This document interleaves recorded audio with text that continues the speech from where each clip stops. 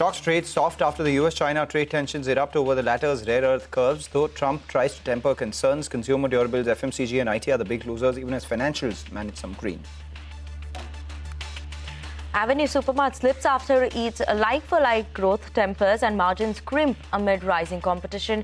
DMart Ready also consolidates, pulling back operations to 19 cities from 24 in Q1. Despite a strong investor interest in the IPO, Tata Capital sees a muted listing with the stock opening at 330 rupees compared to the offer price of 326, implying a listing gain of a little over 1%. Silver scores a new high on the back of strong physical demand across several countries, including India, where the precious metal trades at a premium. In London, two short covering drives price up amid tight supply.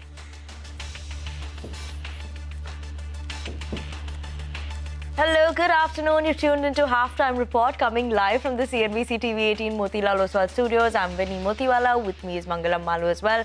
Mangalam, good afternoon. And today we're seeing, a bit of a red screen coming in today. Not as much as the Nifty implied open was indicating, but we're still down in trade today. 3/10 to 0.4% of decline, what we're seeing coming in for the Nifty 50. So that is what we'll watch out for in today's trading session. Other than that, advance decline ratio also today is in the favor of declines versus advances. So keep an eye out on that, because clearly that is indicating that even the broader end of the market is not doing well. Look at it. We have around 1,900 stocks on the decline side versus 800 stocks on the advances. Mid cap, small cap, both down almost 0.4% as well. Banks, that's managing to hold on to some bit of a gain, at least slight green coming in for Nifty Bank today, Mangalam. Yep, and that's where the optimism is coming from, because, the Nifty had been facing some congestion between this 25,180 to 25,200 mark all the way until Friday. And then Friday, there was a bit of a breakout. We closed above that 25,200 mark. In fact, we also touched that 25,300 mark. So in technical terms, what was earlier a congestion could now become a support. And that's what we've been seeing all through today's trading session as well. So until this 25,180 to 25,200 sort of zone breaks, we will probably see the Nifty consolidating here, and maybe with the Nifty Bank recovering a little more, we could see a bit of an upside from current levels as well. So that's something that the street will be watching out for fairly closely. A couple of these banks from the broader markets doing a lot better as well. The Nifty Bank, mind you, has been pulled lower by a couple of these heavyweights like HDFC Bank. But look at the beneath the surface names. We have Federal Bank, which has moved higher. Axis Bank, which had sentimentally negative news, also has recovered from the lows. And we are seeing some traction on names like ICICI Bank as well. And we are seeing a lot of purchase in the financial space too. So Bajaj Finance, Shriram Finance, all of them higher in today's trading session. Speaking about stocks which are higher and lower, let's bring in the movers and shakers segment, where we track a whole host of stocks which are buzzing in trade. First up, Vivek joins in for all things Waaree Renewable. Vivek. Well, that's right. So this is the solar EPC arm of the Waaree Group. So Waaree Renewable Technologies is the company that declared its results over the weekend. Solar EPC arm, in line with what most of its peers are expected to do. It's been a very strong quarter for the company. Revenues higher by almost 48% on a year-on-year basis. EBITDA more than doubling, 2.2 times higher, in fact, on a year-on-year basis, close to the 158 crore mark. EBITDA margins expanding over 650 basis points, and profitability more than doubling. This company's order book quite strong. Unexecuted order book stands at over 3.4 gigawatt peak, and the company says the execution will be done over the next 12 to 15 months. The bidding pipeline too very strong. Over 27 gigawatt peak is what the company is anticipating as far as the unbidded projects so far. Now, again, capex plans too quite steady. Company is going to go ahead and set up investments for 28 megawatt power IPP solar power plants of 14 megawatt each, and this will be done at 2 locations in Maharashtra. And the capex over there too has been approved by the board. So overall, strong set of numbers. It will be interesting to see whether the companies can sustain this in the light of upcoming competition. Okay, Vivek, thank you so much for that. As of now, Waaree Renewables is managing to hold on to gains of 9%. But we have K-Fintech. That's also in focus today. So Darshan is joining you with us to give us details on this one. There is a sharp up move that we are seeing in K-Fintech after Citi has come out with a note upgrading the stock to buy and target. It has given of rupees 1,215 per share, implying an upside of almost 10% from current levels. It's saying that company is well positioned to benefit from strong mutual fund flows and also presents increase in the number of international clients. And it's going to be aided by Ascent's global capabilities and near-term strength that we are seeing in the primary markets. Unlike CAMS, KFIN is going to benefit from lower pressure for of telescoping pricing. Also, it has a higher share of smaller clients, and it continues to augment its product capabilities, and that will be driving revenue diversification. But despite having a positive stance on the stock, it said the overhang of promoter stake sale persists for KFin Technologies. Okay, thank you so much for that, Sudarshan. But let me take you all through BLS International. That's the one that's tanking in trade today. Now it's down 9%. At one point of time, it was down almost 13 to 15% as well. What is the reason behind this? Now, the Ministry of External Affairs of India has actually restricted the company from participating in new India mission tenders for a period of 2 years. The company has come out with a clarification saying that this development will not impact their current financials or ongoing operations. Existing contracts that are there of Indian mission across the globe will remain valid, and no significant impact in terms of the financial outlook. But do not forget that India missions, these tenders actually contributed to 12% of the consolidated revenue, while in terms of the EBITDA, it's almost 8% of the EBITDA as well. So a huge chunk that comes in from here. But what is the validity in terms of renewal of contracts? What is the outlook in terms of growth? That is what is going to be important to understand from the company as well. And we'll be joined by the management also in a few minutes from now. So that'll be interesting to know, Mangalam. As of now, almost a 10% decline is what we're seeing coming in for the stock right now. All right, a 10% decline on BLS International, what the management says will be extremely crucial. But let's go across to Vivek, who has a bunch of other stocks which are moving around in trade. Well, thank you so much for that. A whole lot of news flow, whole lot of results. We also saw quite a lot of upgrades coming in. So markets as well as stocks reacting quite positively to that. But a whole host of other stocks on our radar as well. Have a look at Pacma India or see Infosys, one of the top gainers as far as the broader end of the markets are concerned. Very strong volumes.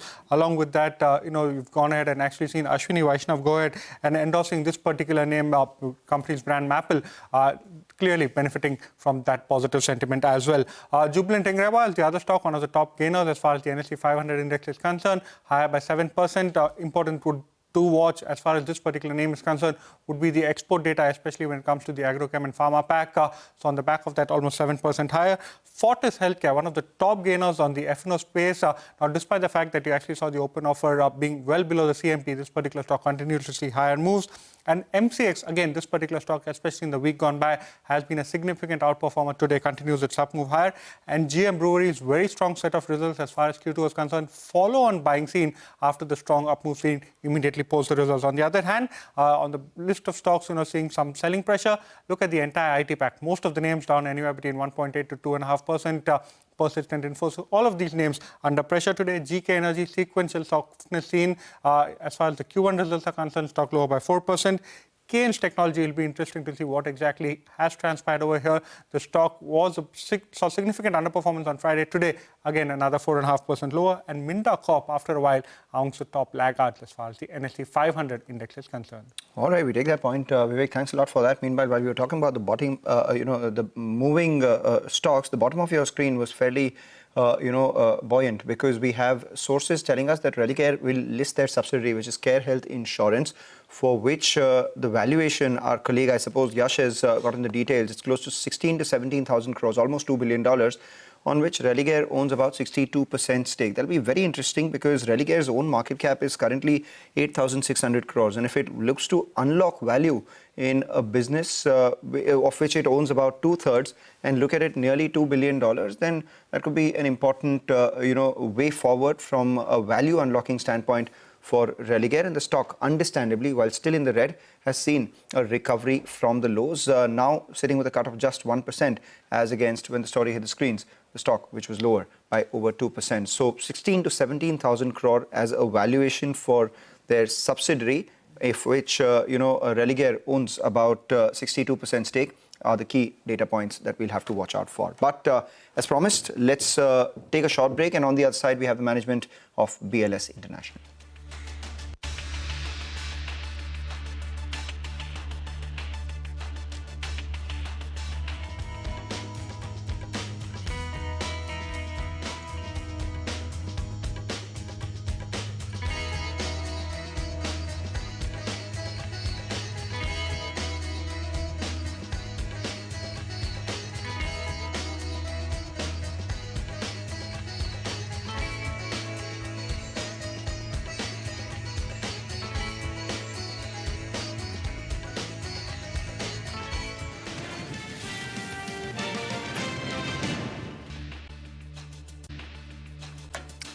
Welcome back. A bunch of stocks now seeing some bit of fresh buying. Federal Bank, which we pointed out earlier, and look at Phoenix Mills. Good update coming in for the second quarter, but more importantly, the third quarter looks extremely strong for them. So that's something we'll watch out for. L&T Finance and Godrej Properties are the others which are moving higher as well. Let's put the spotlight then on the cement sector. Nigel's joining in, standing by the wall to tell us what we should expect in our special Quarter Se Quarter Tak. Well, that's right. Today, we're breaking down the Quarter 2 FY26 earnings preview for the cement sector. A quarter that's marked by strong EBITDA growth despite soft volume trends. Let's dive into the key drivers then. First up, the cement sector is expected to post a strong 50% year-on-year growth in EBITDA. That's going to be supported by around 5 to 6% year-on-year increase in cement prices and benign input costs as well. This comes on the back of a soft base that we saw in Quarter 2 FY25. However, the volume growth remains muted, which is eating partly into the benefits of improved pricing. Industry-wide volume growth is expected to remain under 5% or around 5% on a year-on-year basis, which is continuing the weak trends that have been observed over the last few quarters. This has been impacted by heavy monsoon season, an early festive calendar, and dispatch disruptions in the lead-up to September 22nd, when the GST rates were revised. That said, M&A activity has supported volume growth for some players among the large names. UltraTech and Ambuja Cements were there expected to lead with volume growth of around 10 to around 15%, thanks to the recent consolidations that we have seen in both those two names. Among mid-caps, JSW Cement as well as JK Cement, they could post as well 15% and around 10% growth respectively. On the weaker side, Shree Cement, Dalmia, Nuvoco, all of them are expected to see sub 5% volume growth, and Ramco, there's a chance that it could possibly report a flattish to a mildly negative number as well for the past quarter.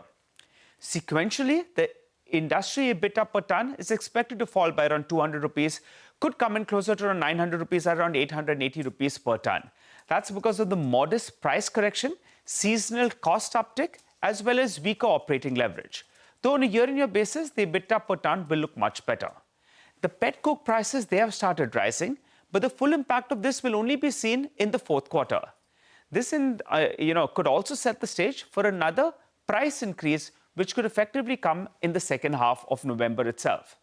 On the EBITDA per ton front, going by it company-wise, well, UltraTech, the EBITDA per ton could dip to sub 1,000 rupees per ton. Shree Cement, with its focus on North India, it could clock the highest EBITDA per ton at roughly around 1,200 rupees per ton, while JK Lakshmi is expected to show strong improvement of a low base. However, Ramco's EBITDA per ton may improve by only around 120 rupees, but the overall EBITDA growth could be limited to just 15% growth because they'll be hurt by lower volumes. Well, from a valuation standpoint, while earnings momentum is strong on a year-on-year basis, well, investors will need to watch closely for sustainability of price hikes, volume recovery post the monsoon, and margin resilience as well, as fuel costs have hardened a little bit. Okay, Nigel, thank you so much for that. We'll keep an eye out on those expectations from the cement sector this time. But on that note, we're going to slip into a very short break. On the other side, we'll have the management of BLS International.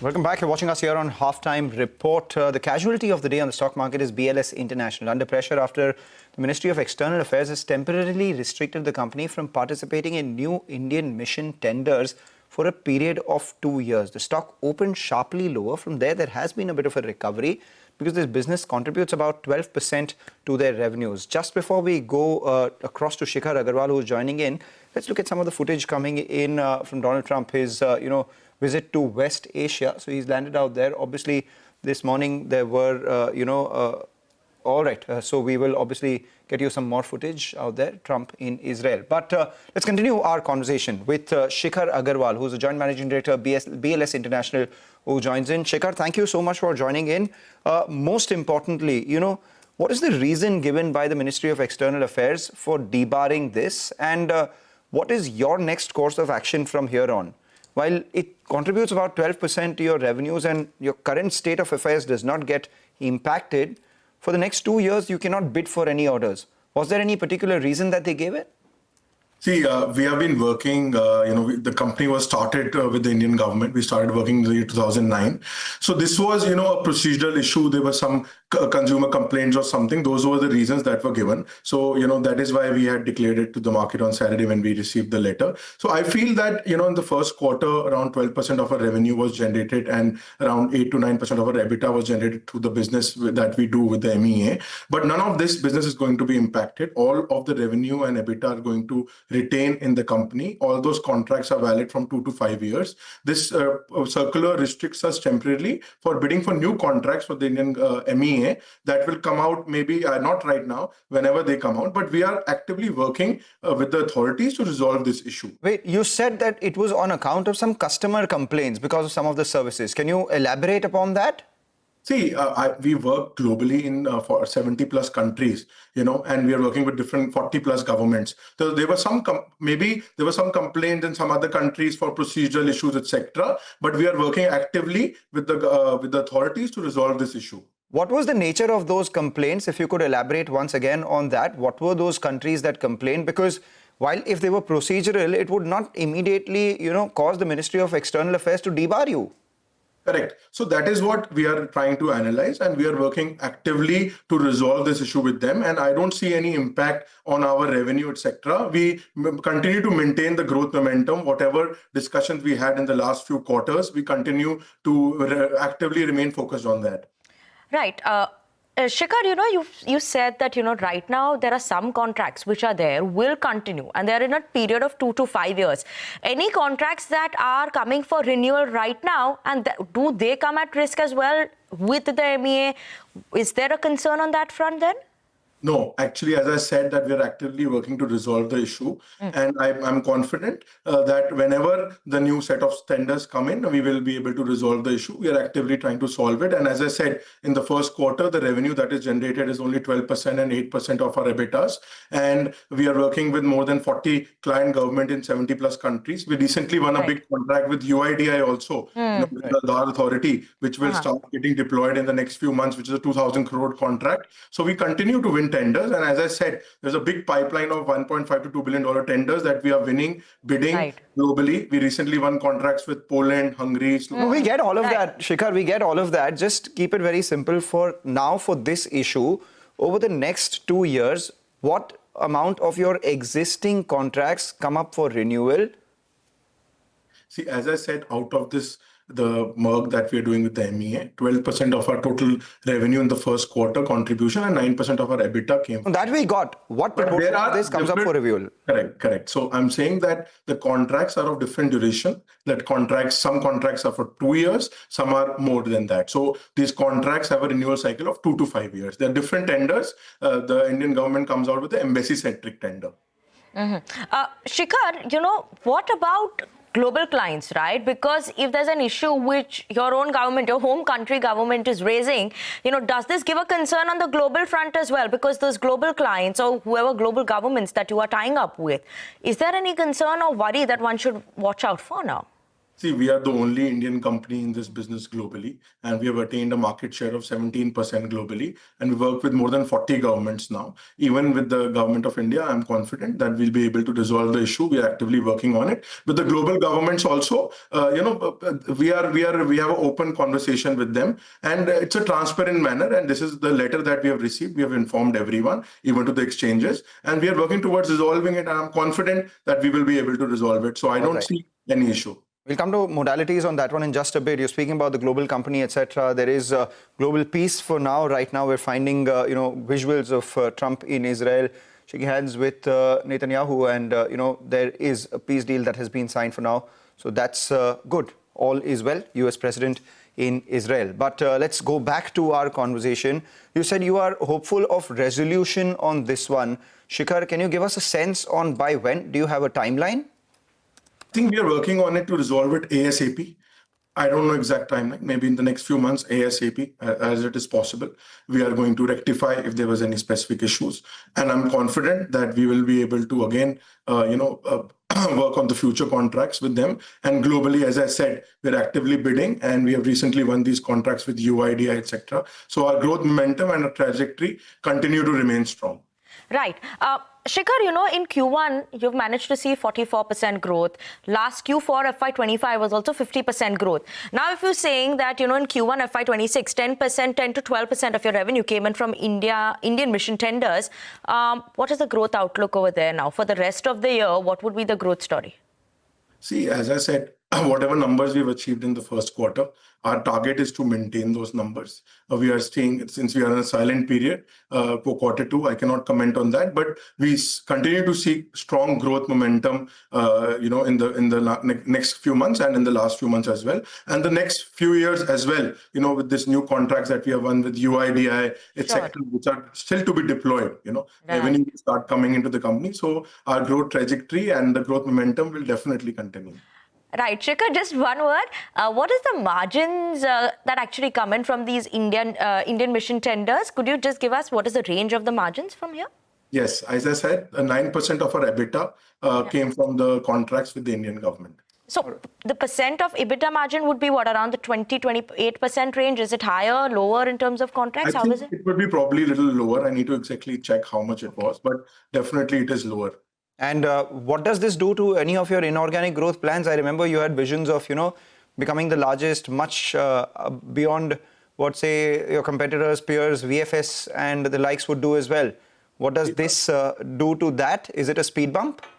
See, our vision has been steady fast from 2009 when we started the company.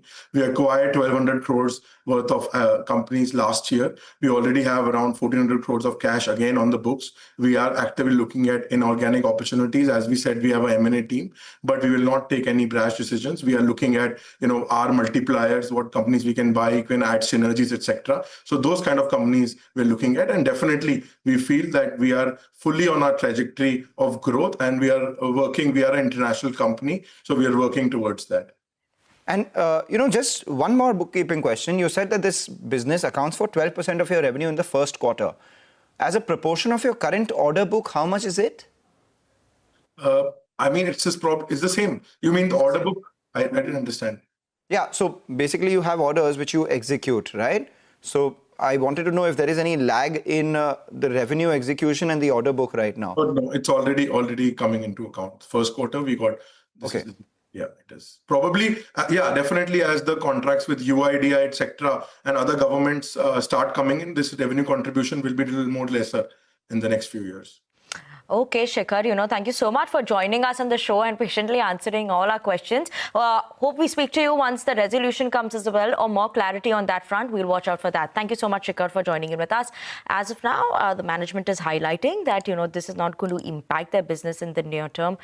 They're in talks to get in terms of resolution from the MEA side as well, in terms of the complaints that were filed. But let's move on, and we have Religare that's in focus, right? We highlighted there, and that is likely because the company will be looking to demerge the health insurance business into a separate listed subsidiary. Yash is joining in with us now to give us more details on this one. Yash.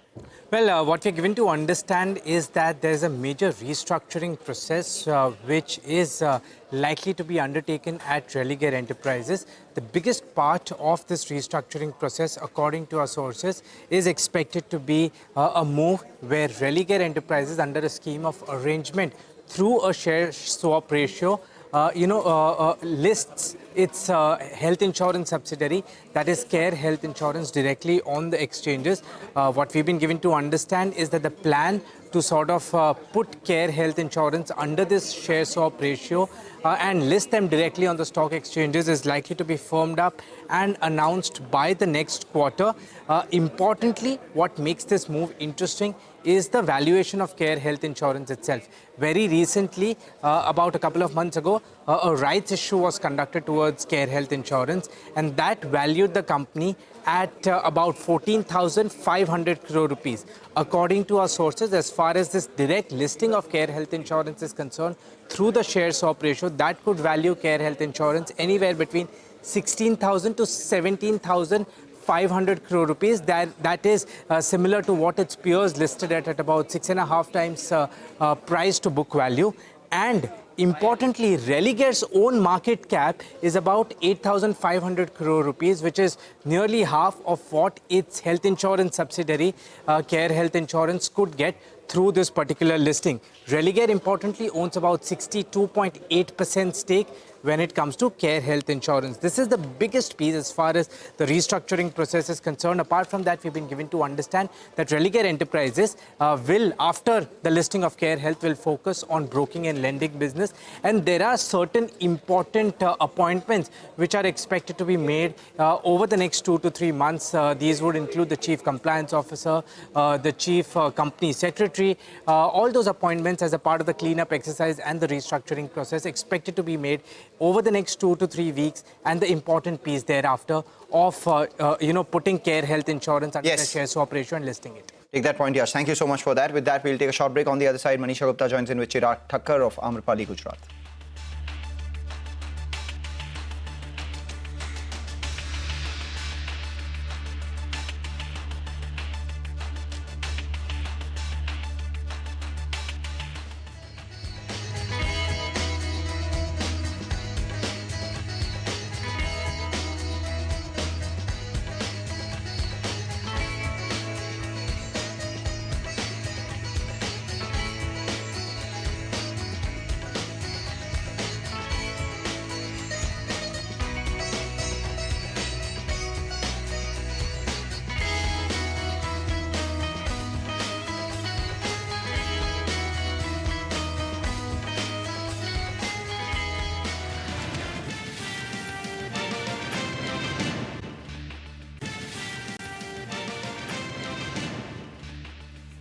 Welcome back, and Chirag Thakkar of Amrapali, Gujarat now joins in to have a conversation on silver rather. Chirag, hi. First of all, your sense on prices. We're trading at an all-time highs yet again today with the kind of run-up that we've seen, 78% of gains in this year till time. How are you looking at the price movement from here on?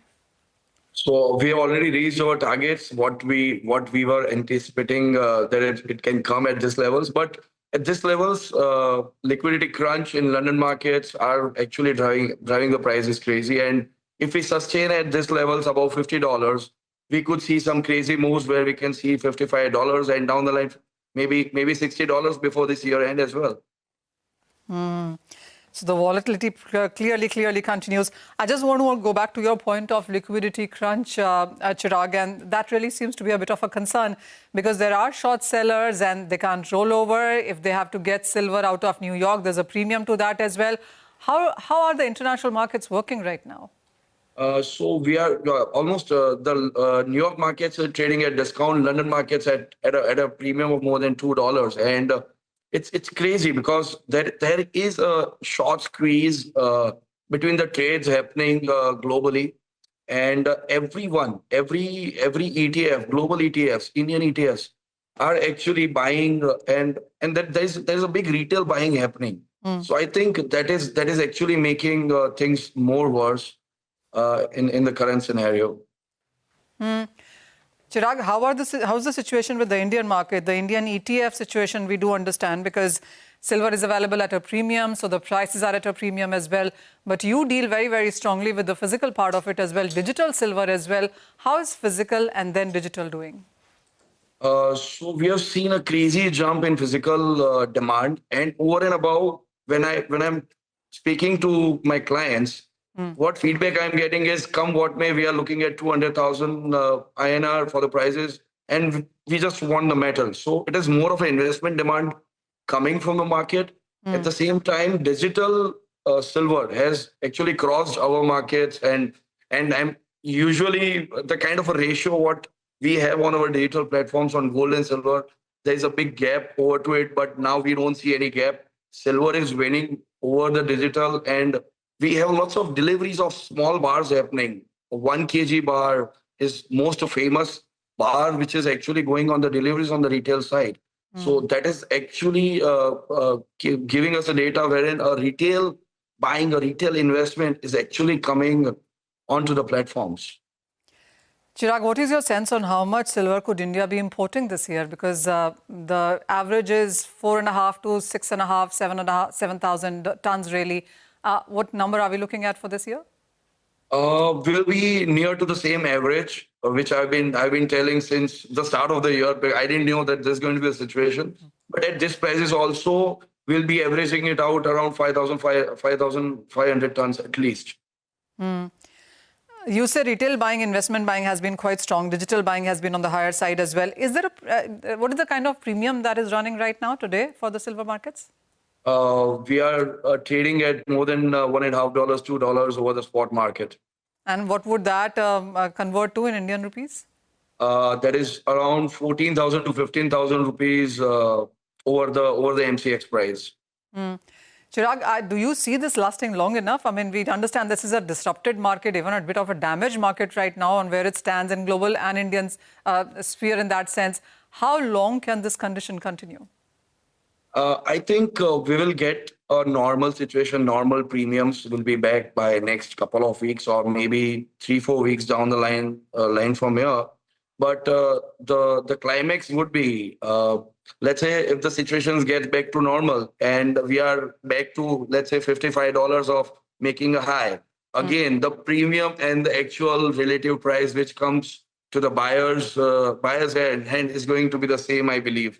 If we have the same surge happening, the premiums go down. At the same time, the price is at the same level. So I think as a buyer, Indian market has actually shown that come what may, let's say even if the premiums are high, if the premiums goes down, the spot price is going to go up again. So we're going to be at the same levels of the prices in terms of INR what we see. A quick one, Chirag, you said $55, $60 an ounce on the higher side is where silver can be. If it does see a correction, where do you see support come in? Last week we saw support at $46. Before London Open and Hong Kong market actually gave a small correction, and that was a very small correction which just came in, and there was a deep, and again there was a buying, and we were back to $50 by the time New York came in. So I believe $46 would be a base correction. If it might come at those levels, we think there are a lot of buying coming on those levels. Oh, absolutely. People are just waiting on the sidelines to do a buying. And today as well, silver is trading 3% higher. It's a record high. And when you look at those silver ETF, they are up anywhere between 3 to 5% as well on your screen. So a bit of a premium continuing even in the markets today. Chirag, as always, thank you so much for joining in and making perspective on what really can be anticipated in silver and what really seems to be playing out in the Indian and the international markets. With that, it's time for a short break. We come back and talk about stocks and market specifics.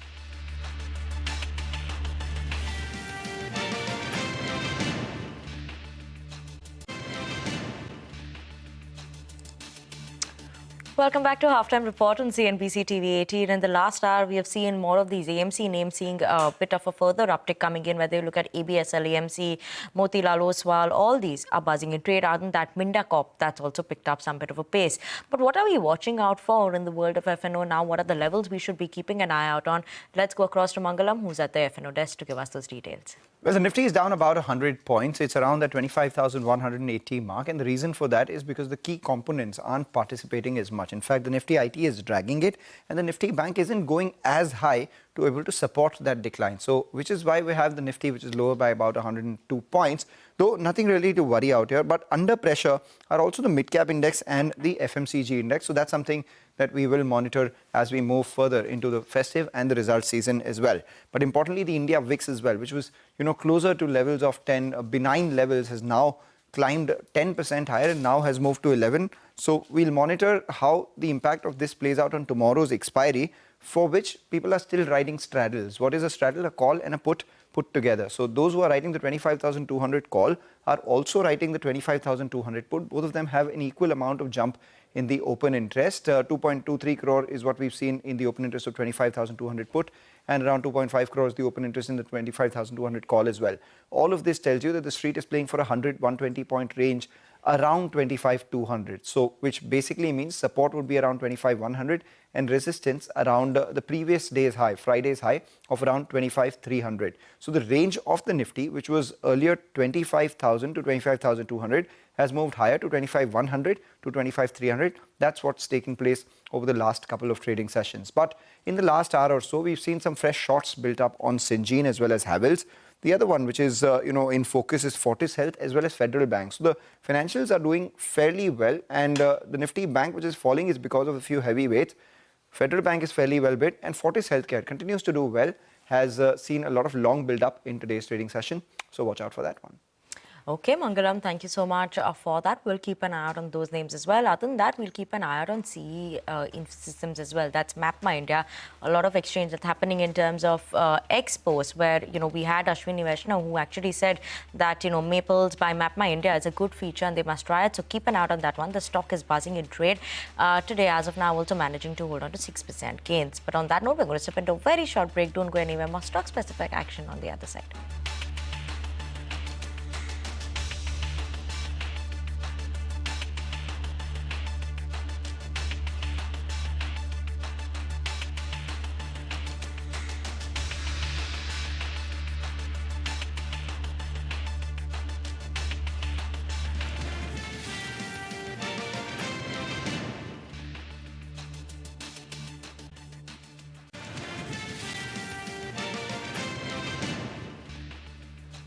Welcome back to Halftime Report on CNBC TV18. A quick check in terms of what the market is doing. Nifty 50 as of now is down 94 points, almost a 0.4% of decline. That's where it's been since the get-go. After that sharper fall, it's recovered.